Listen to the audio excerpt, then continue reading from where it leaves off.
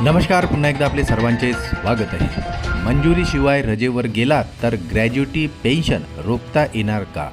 उच्च न्यायालयाच्या कर्मचाऱ्यांना मोठा दिलासा।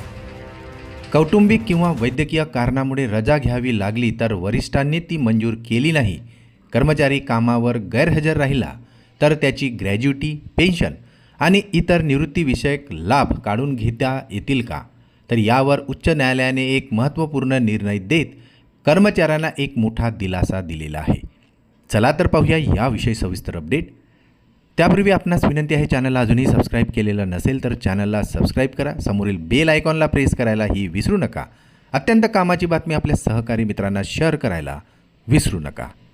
केवळ मंजुरीशिवाय रजेवर जाणे किंवा काही दिवस अनुपस्थित राहणे म्हणजे गंभीर गैरवर्तन ठरत नाही। अशा कारणावरून कर्मचाऱ्यांची पेन्शन, ग्रॅज्युटी किंवा इतर निवृत्ती लाभ रोखणे योग्य ठरणार नाही, असे आता न्यायालयाने स्पष्ट केलेले आहे।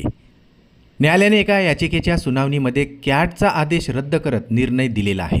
न्यायालयाने म्हटले आहे की कर्मचाऱ्याने रजेसाठी अर्ज केला होता, तो मंजूर झाला नाही, म्हणूनच त्याला गंभीर गैरवर्तनाचा दोषी ठरवता येणार नाही। मंजुरीशिवाय गैरहजर राहिल्यास संबंधित रजा नियमानुसार प्रशासकीय कार्यवाही होऊ शकते, मात्र त्यासाठी पेन्शन आणि ग्रॅज्युटीसारखे निवृत्तीचे लाभ रोखणे योग्य होणार नाही, असे आता उच्च न्यायालयाने स्पष्ट केले आहे। उच्च न्यायालयाचा हा निर्णय देशभरातील लाखो सरकारी आणि निमसरकारी कर्मचाऱ्यांसाठी महत्त्वाचा ठरू शकतो, असे आता कायदेतज्ञांचे मत आहे। या निर्णयामुळे केवळ मंजुरीशिवाय रजा घेतल्याच्या कारणावरून कर्मचाऱ्यांचे निवृत्ती लाभ रोखण्यावर न्यायालयाने स्पष्ट मर्यादा घातलेली आहे।